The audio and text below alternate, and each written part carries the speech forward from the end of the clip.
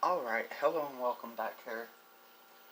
Today I'm going to go through this Betta care sheet picked up from Petco. Let's get this focusing here. There we go. Alright, so I've read through here. I'm not going to read this whole thing on here today. I'm hoping for this to be a little bit of a shorter video. So right off the start, we have a picture of a blue veiltail on here, and we have some facts. You get about 2.5 inches long, can live up to 3 years, diet carnivorous, minimum aquarium size. This is the first problem that we have here. It says a fourth a gallon and up. So a quarter of a gallon and up. Water temperature 72 to 82 degrees Fahrenheit. So,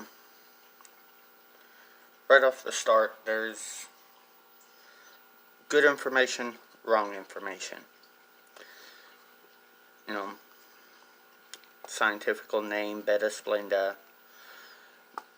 They got the sizes right, the aging right, diet right. Tank size is where they had their problem with. Temperature is typically correct. Basically, aquarium should be kept about that for a tropical fish, which bettas are. So this right here, I personally would recommend nothing less than a 2.5 gallon tank for a male betta.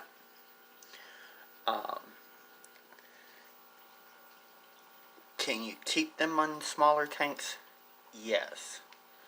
But for the average person getting started into the hobby or just wanting to keep a solitary fish, they're not going to want to do the work that is required to go into keeping a smaller tank like that and keeping your fish healthy. Can it be done? Yes. Can the fish live full, healthy life in a smaller tank? Yes. Is the average person going to want to do the care to keep that up? No. Now I will tell you, my breeding bettas I do keep in 1 gallon totes. I do water changes on them every other day when I'm breeding, and when I have a large number of breeding stock. Right now I'm not breeding any bettas, so I only have my 20 gallon high and 2 10-gallon tanks. Well, 3 10-gallon tanks. I have one in the bedroom I forgot about. So to give you an idea, right here, a quarter of a gallon. This is a mason jar.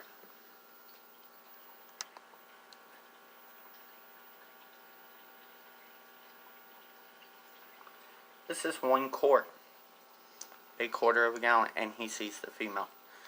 This is my full-grown male betta. He is actually a short fin. He's a placard, koi. And yeah, this is him in a quarter of a gallon.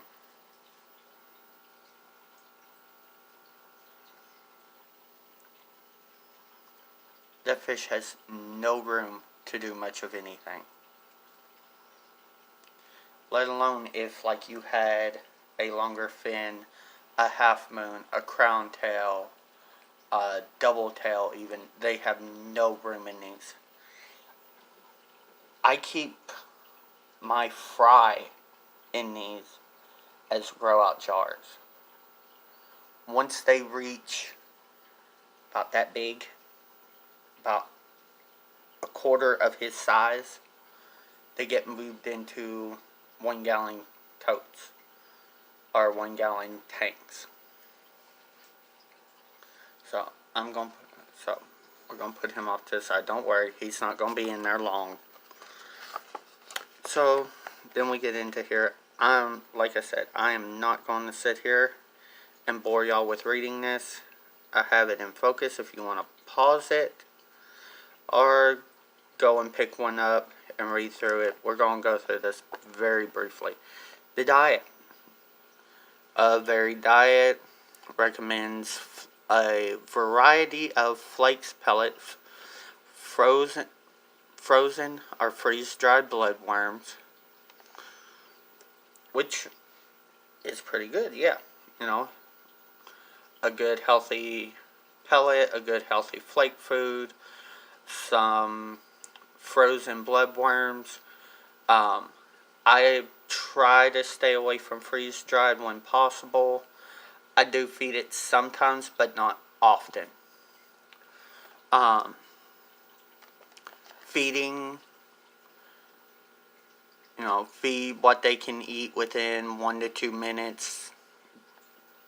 That helps to keep your water column clean and keeps excess food off the bottom. Thaw frozen foods before feeding. Now this right here is where I had a problem. Baby bettas require a smaller pellet or finer crushed flake food when feeding. Now I will tell you, one of the female bettas in this tank, I don't see her right now. She's off in the background. She was a Petco Betta, and at the size that most Petcos sell their baby bettas, they are not eating anything but live foods. They shouldn't be eating anything but live foods. They're still small, and they just really do not like any of the pre-made foods. They want something living. Brine shrimp, micro worms, banana worms, Walter worms, vinegar eels even. They need a live food still.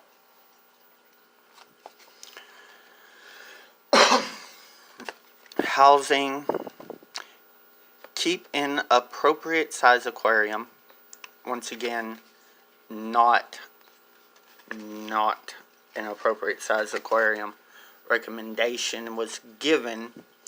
No, I would recommend a 2.5 gallon for the average person. Pretty good. Right here is one thing that I did like, and it says that, Petco provides free water testing, so, you can take a sample of your water into the Petco from your aquarium and ask them to test it for you. I do not know exactly what all they check. I would assume they would check your ammonia, your nitrites, and your nitrates, and let you know what those are. So here we got just some more facts. Habitat and maintenance. Habitat maintenance.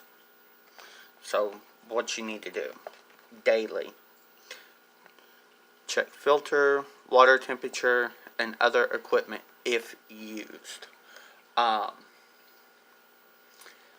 Definitely would recommend a heater.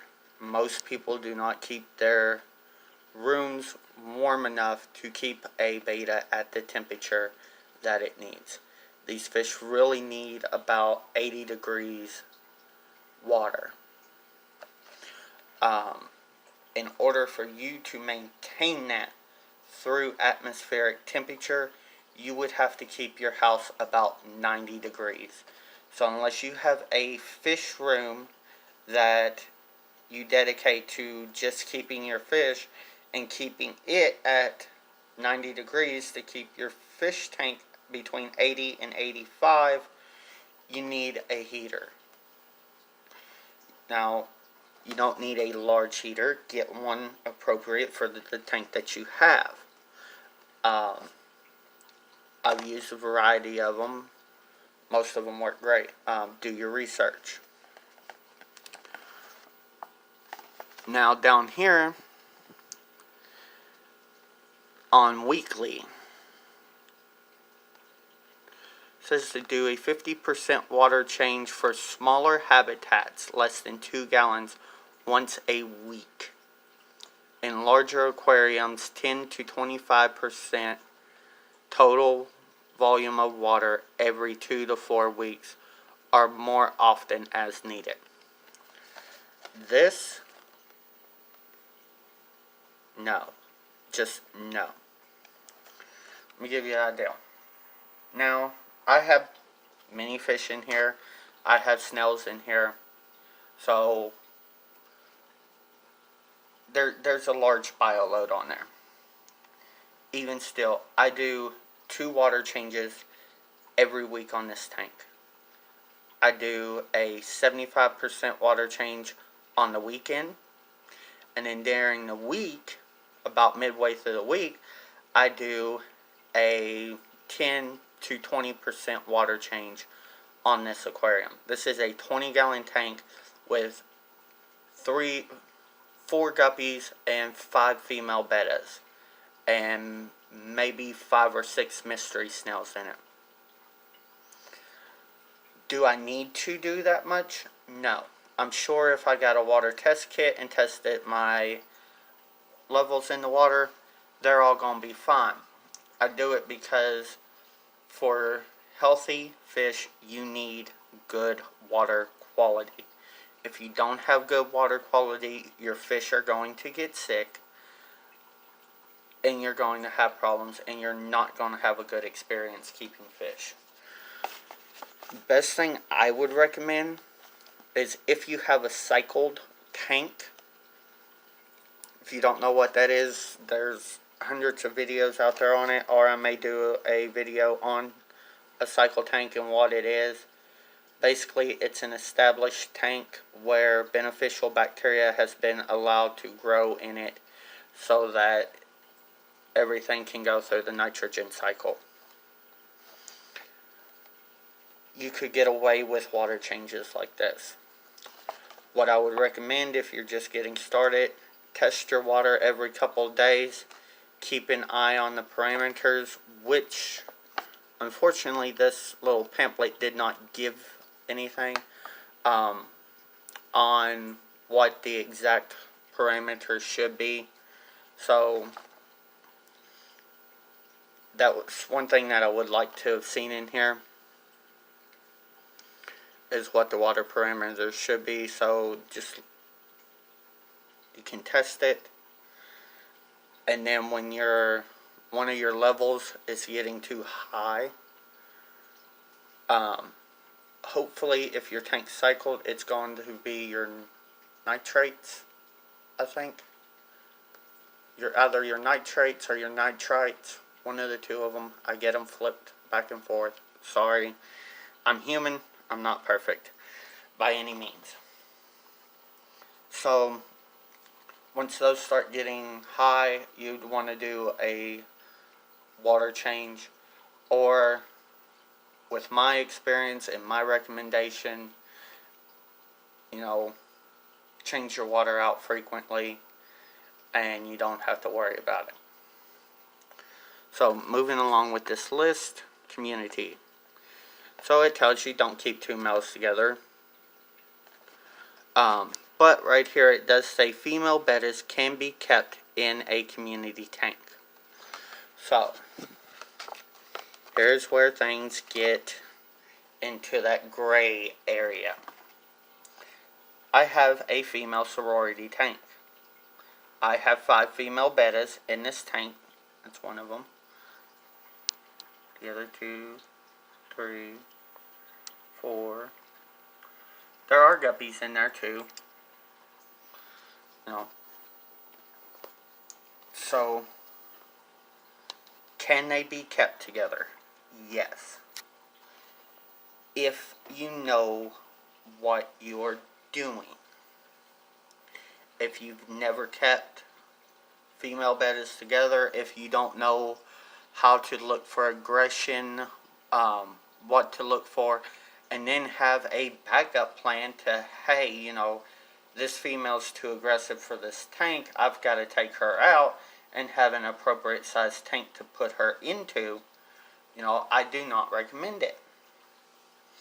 All of the females in this tank, I had them individually. I knew their personal behaviors and their attitude, their aggression levels.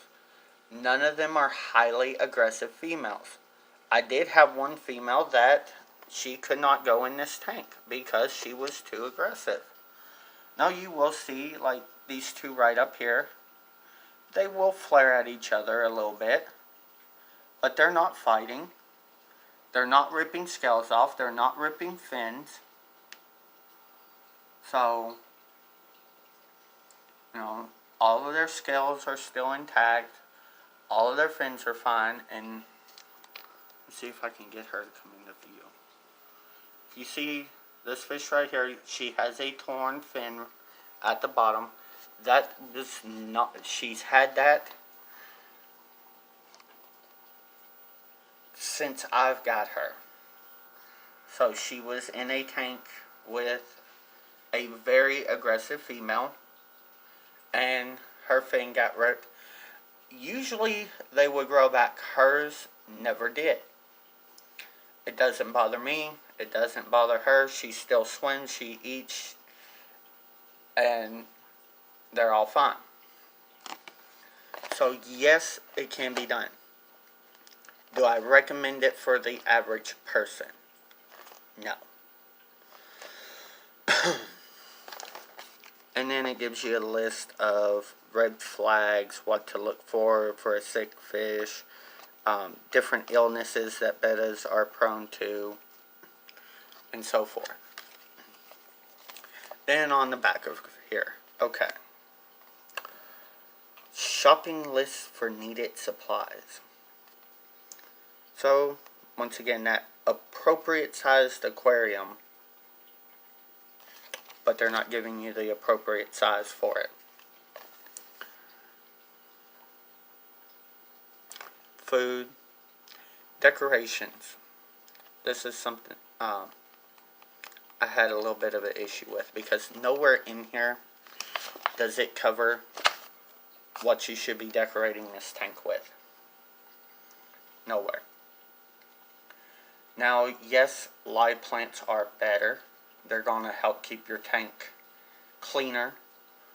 Not everybody can keep live plants. So, betta fish typically have longer fins. You do have the shorter fin variety, the placots and everything. Your longer fin bettas can tear their fins to pieces on the wrong decoration. So if you have that hard plastic plant, it can rip your fish's fins to shreds. I've had it done. I've seen a lot of this happen. I use silk, just regular silk plants that I buy from the dollar store. They look a little nicer. They do the same. They give you the same effect as some of the ones that you buy at the pet store. A lot cheaper, and they're softer. There's not a lot of hard places that they could rip their fins on. This little log thing in here, that's a ceramic kind of decoration. It has a few sharp points on it, but I've felt all around it, and the pointed parts on it do tend to be a little more rounded. So that's something to think about. water conditioner. I would even recommend maybe a water test kit or some of the test strips to test your water, especially if you're setting up a new tank. Freshwater substrate. Once again, this little pamphlet did not go into what kind of substrate you want for a Betta. For the most part, they do fine with most substrates. I do not recommend real fine particle substrates like sand. I just don't recommend it. I've never had luck with it. I had problems with it fouling up the water. I do know some people say that, when they're eating, especially food off the bottom, they can eat in the particles of the sand and become impacted. So, it's something to think about. And the very last thing it lists is a book about bettas. First of all, I would recommend buying a book on bettas before you even considering shopping. Or nowadays, go on YouTube, go on Google, research. There is endless information out there. And do your research and look it up. Even if you don't go buy a book about it and actually sit and read an entire book about them, you can definitely look through a lot of different websites. Never go with just one. Never trust one person. Don't just listen to me. Go out there, look for other people, other sources. Collect a variety of information, because there are going to be some people who may side with this. There's going to be people that side with that. This is from my experience. Something else that, it's Petco. Petco, PetSmart, big box store places. Why not list a web address? They have a website where, for more information, go to, here's a link to our website where you can get more in-depth information about it. That's kind of confusing. Overall, some good information, some bad information, some information. So, where I'm getting at with this is these care sheets should not be what you go by to get your fish. If you're going to Petco, PetSmart, local fish store, wherever you're going, and they have something this little, this is a little sheet, little pamphlet for care information. This is not everything you need to know. It's not. That's why there are entire books written on keeping bettas, on keeping things as simple as guppies. Do your research and make sure that you are prepared to give your animal the best life possible. I'm going to end that here. This video turned out way longer than I expected. Please like, comment, subscribe, and I will see y'all next time.